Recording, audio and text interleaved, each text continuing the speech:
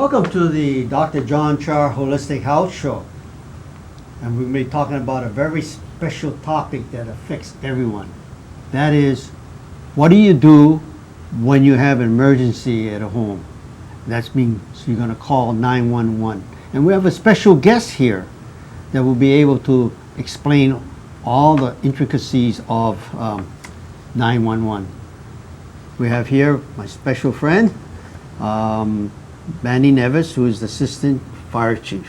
Manny, tell me something about yourself. Yes, hi Doc. Manny Neves, I'm with the Honolulu Fire Department, and I'm one of 4 Assistant Chiefs that help run the fire department. Not too many people know, but the Honolulu Fire Department is one of the larger fire departments in the country, with 1,100 sworn members and 42 fire stations. That's a huge department compared to other departments in the fire department throughout the country. So we have a lot of people to manage, and we protect the entire island of Oahu. Mm-hmm. Even though the name Honolulu Fire Department notates that it's a fire department, we have evolved to all hazards response. And what that means is we respond to rescues in the mountains, respond to rescues on sea. We also do extrication of people and auto accidents on the freeways.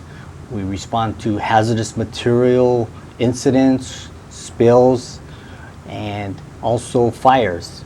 But today I'm here to talk about our involvement in the emergency medical services response on the island of Oahu, and talk a little bit about how and what part the Honolulu Fire Department plays in providing services to our community on Oahu.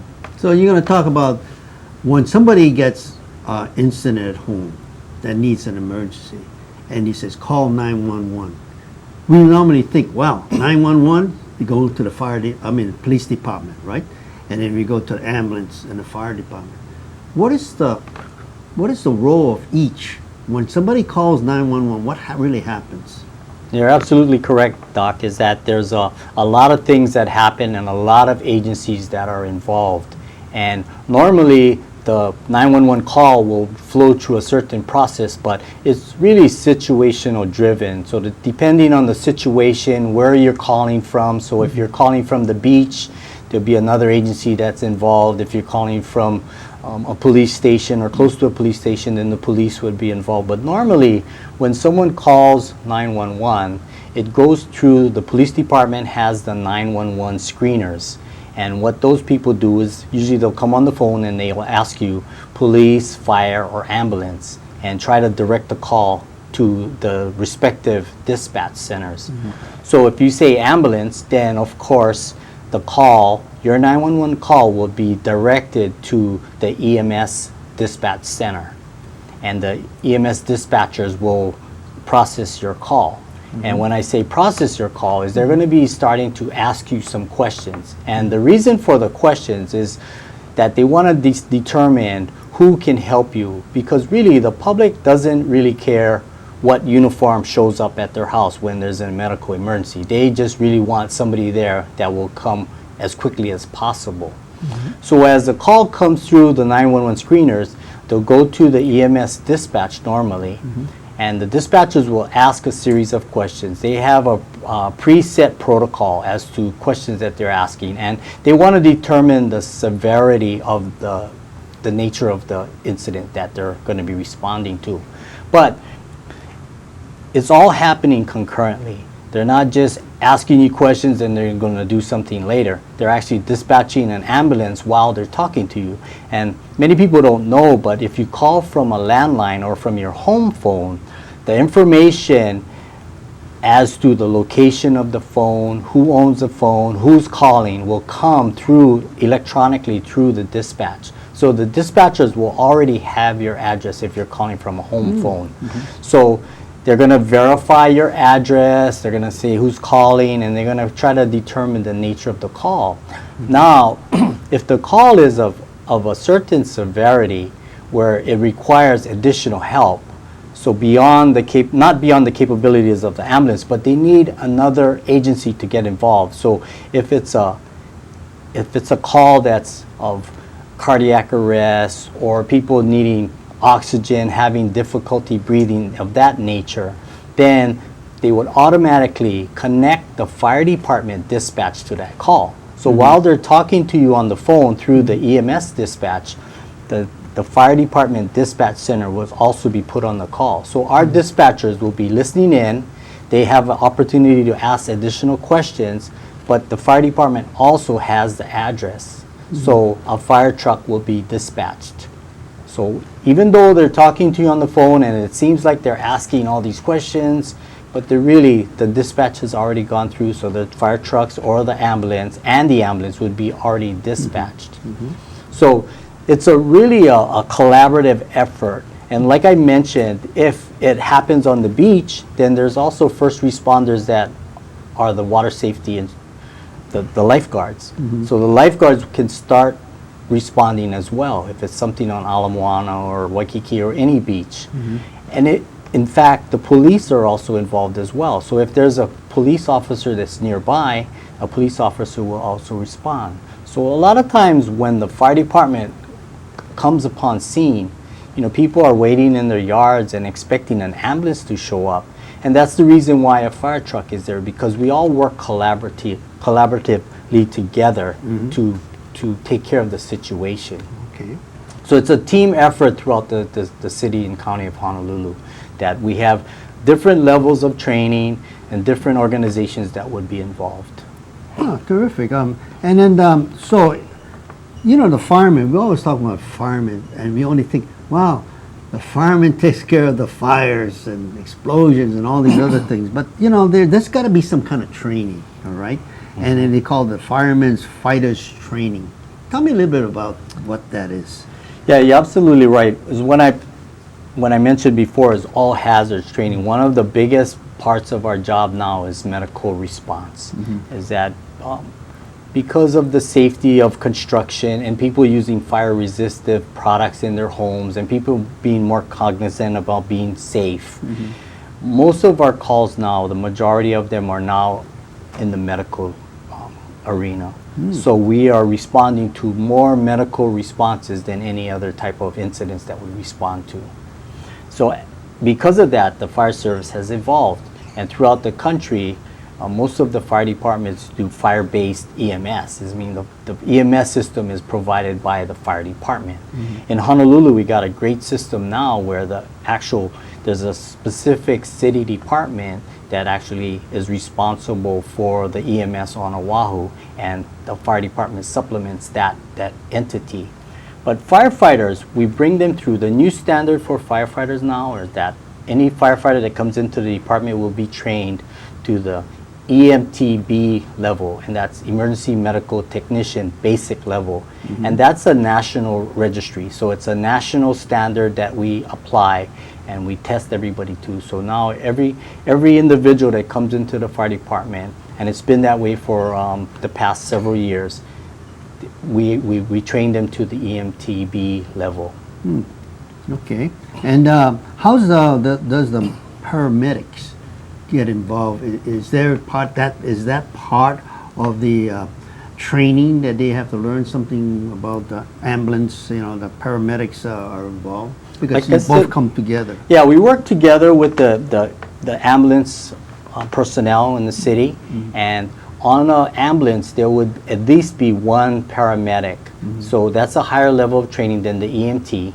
So on a city and county ambulance, there will be a paramedic, and there will sometimes be an additional paramedic, 2 paramedics, or there'll be a paramedic and a state EMT.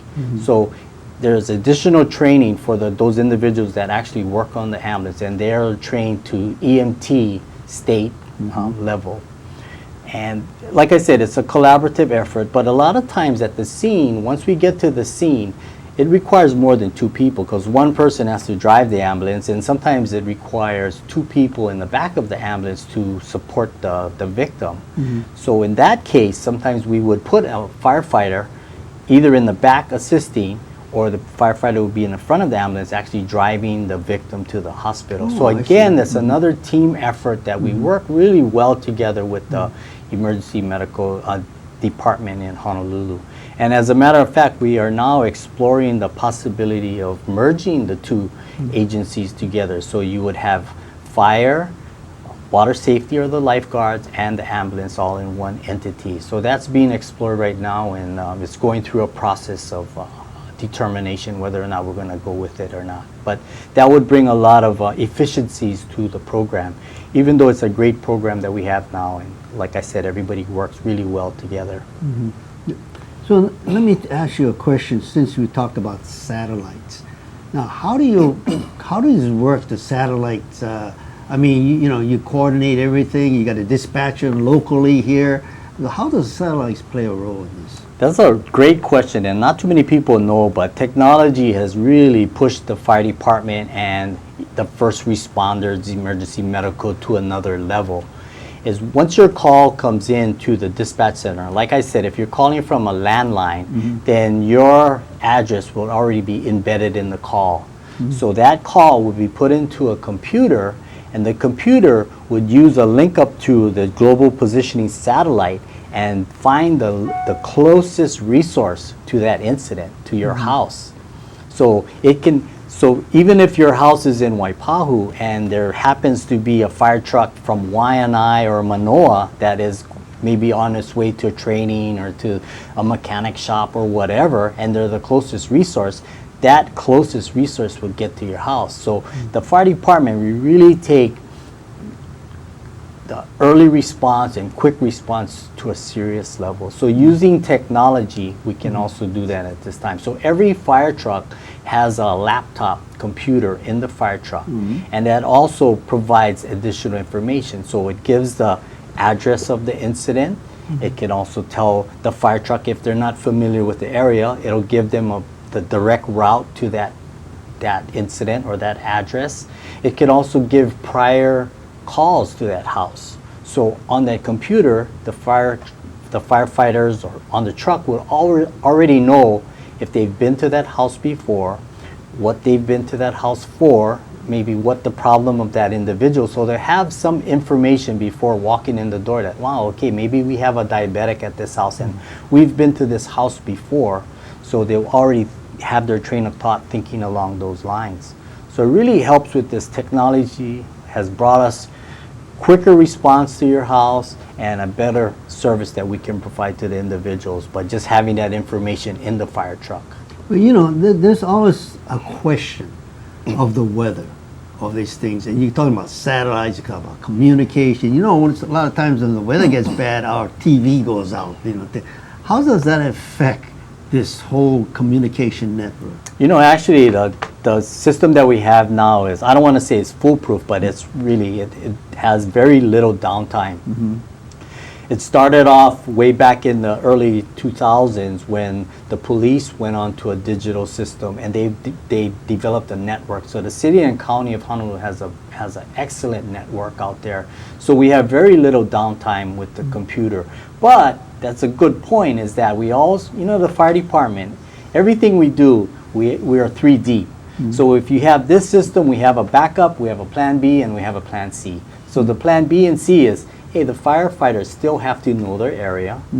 They still have to be the local area experts. They should all know what the streets are in their communities. They should know where the alarms are that they go to all the time. So that's the backup, is we still have our old backup system that's not reliant upon technology, but technology has also provided us with more tools.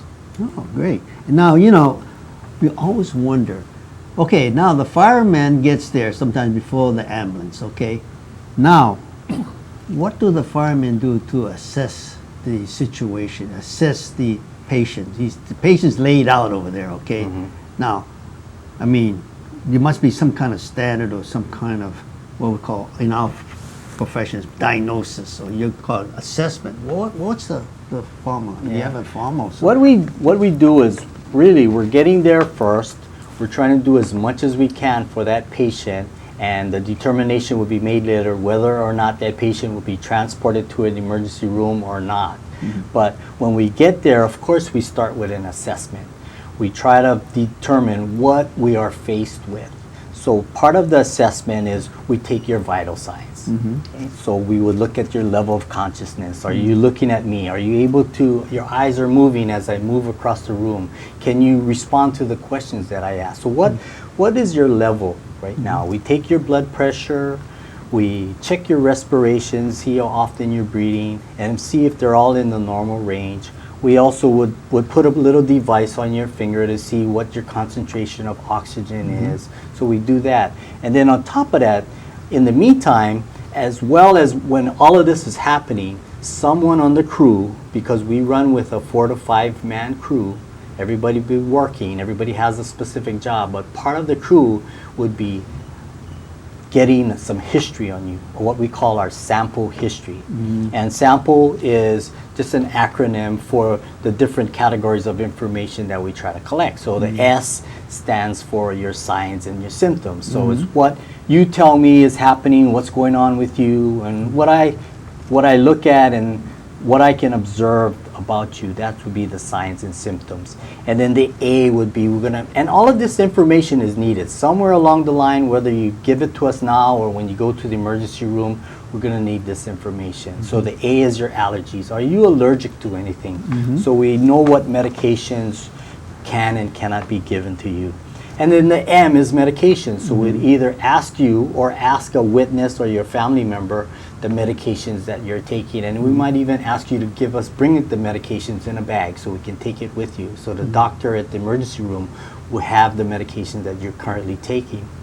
And then the next is the P, is the past history. What is your history? Are you diabetic? Are you asthmatic? Do you have COPD? What's going on with you in history? So we collect that. Okay. And then the last meal, and that's important when they get to the ER, is that when was the last time you have eaten? Could it be something that's affecting you, or if they have to do something down the road, that might affect their abilities to perform a surgery or whatever. Okay. And the E of the sample would be the events. What led up to this? What were you doing that happened, and what caused you to get to where you are right now?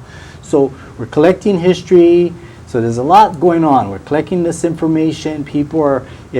Obviously, if you need oxygen or signs and symptoms, then we would be giving you oxygen at the time. If you had a traumatic injury, then we would be splinting your wounds. We would be preparing you for transport to the emergency room, finding a position of comfort for you. So there's a lot of activity that's going on in your house or place of business when we respond there. And then once the ambulance arrives for transport, then all of this information that we've collected, and it's not a one-time. We collect it once, and then in 5 or 10 minutes, we collect it again to see if there's been some change in your vital signs, like your blood pressure. So all of this information is given to the ambulance, and that ambulance will take that information, and they can decide at that time, are we going to transport, are we going to treat right there, or what's going to happen to you next? So that the level of care and the victim has also been transferred to a higher level of expertise. So that's where the paramedics that we talked about or the state EMTs are showing up and taking over the victim, and now we're in a supportive role. And then when they decide to transport, like I said, sometimes the firefighter would be asked to either drive the ambulance or be in the back performing CPR or helping with oxygen or whatever. But it's a real team effort, collaborative effort on all the agencies that are deemed first responders in our community. We talked about one time you mentioned seconds count. I want to do that before we finish the show. Seconds count. What do you mean by seconds count? The department, we're in a business that everything is time sensitive. If a fire starts, within so many minutes, the fire is going to get so big that your entire room or your entire house, or what we call flashover, is going to occur. So we need to get to your house as quickly as possible. It also holds true on a medical emergency. People can only hold their breath for so long. After a while, then, without oxygen, then things happen to your brain and to the rest of your body. So we take getting to your home very, very serious. So part of our efforts to make sure we can get there in a timely manner is we track every segment of the events that occur. So what I mean is that when you call 911, once the call comes to our fire dispatch center, the clock starts there. Our dispatchers and call takers have only a certain amount of time. We try to do it within 1 minute, that we can extract the information that we need. If you're calling from a cell phone, we'll try to figure out what the location of the call is. So we track that. So that's the first segment of our response time, is the call processing from the 911 center. So that's a report that's actually generated every single day. Every day, the dispatchers are checked to make sure that they stay within the objectives of the department. The next segment is, once the call gets out of the dispatch center, they'll send a tone or a little bop or a little sound to the fire stations to alert the firefighters. The next segment is called turnout time. Is how long does it take the firefighter once they get that tone that, hey, look, you got an emergency, you got to get there quick. How long does it take them to get dressed, turn off the stove, lock up the station, and get out the fire station? That's called turnout time. So we track that segment as well. We try to make sure that they get out in a very timely manner. Then the next segment is travel time. Once they get out the door, how long does it take them to get to the scene of the incident? And we're not encouraging our firefighters to speed or drive recklessly, but we want them to be, like I said, local area experts, that they know the best route to your house. They know that they shouldn't be going through this intersection of this time of day or past this school because of congestion at the school. So we want to make sure that they know how to get to your residence as quickly as possible. So you add up the call processing, the turnout time, and the travel time, and we have objectives that we set as a department, that we say we should be able to service you within this amount of time and get to your house. So the fire department takes it very seriously. We use a report. Like I said, some reports are generated daily. Other reports are generated at a periodic basis, but we keep track and we manage that time, and we want to see if something is falling outside of our objectives or our parameters. We want to know why, because maybe there's something we can change. Like maybe we have introduced automatic garage door openers for our fire trucks, and I talked about using the global satellites, so we can get the closest truck to the incident, so we can get there quickly. So all of these seconds add up to providing a better service to our community. So it's a huge effort we're undertaking, and we're an accredited fire department. There's 35,000 fire departments in the country. There's only about 150 fire departments that are accredited, and Honolulu Fire Department is one of the accredited fire departments. So we've been accredited and re-accredited twice. So we are a major player in the fire service, and the community in Honolulu, City and County of Honolulu, can rest assured that we're trying to do our best and meeting all of our national standards. Oh, that's terrific. I didn't realize that you got to be certified. I thought all the fire departments all over the country is certified and everything. No. It's a new program. I mean, not new maybe in the last 15 years, but like schools, you would never send your kid to an unaccredited university, a hospital. All other entities have accreditation. So fire service has a system of accreditation, and like I said, less than 150 out of 35,000 fire departments in the country, because you're opening yourself up to scrutiny, because the team will come and look at your books and look at how you operate, look at all of these times that I told you about. Are you within the range? Great.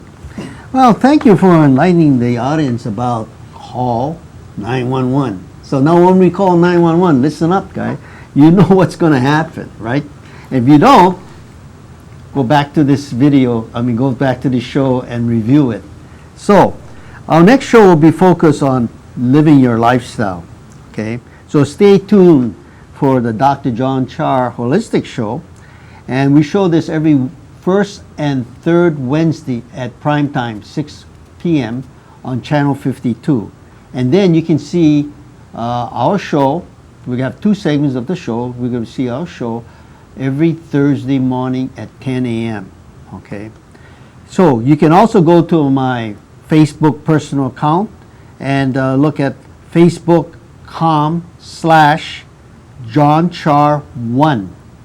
And Twitter, we have on Twitter, YouTube, the blog, iMobile, Easy Article Forum, fan page, and Google. Is that a mouthful? Okay, that's actually what we have for communication to you, to orientate you and to teach you basically about holistic life. I mean, how you can conduct yourself in a holistic manner. All right. So stay tuned, because we're going to have some really exciting things about living your lifestyle. Yeah, I'm going to show the box.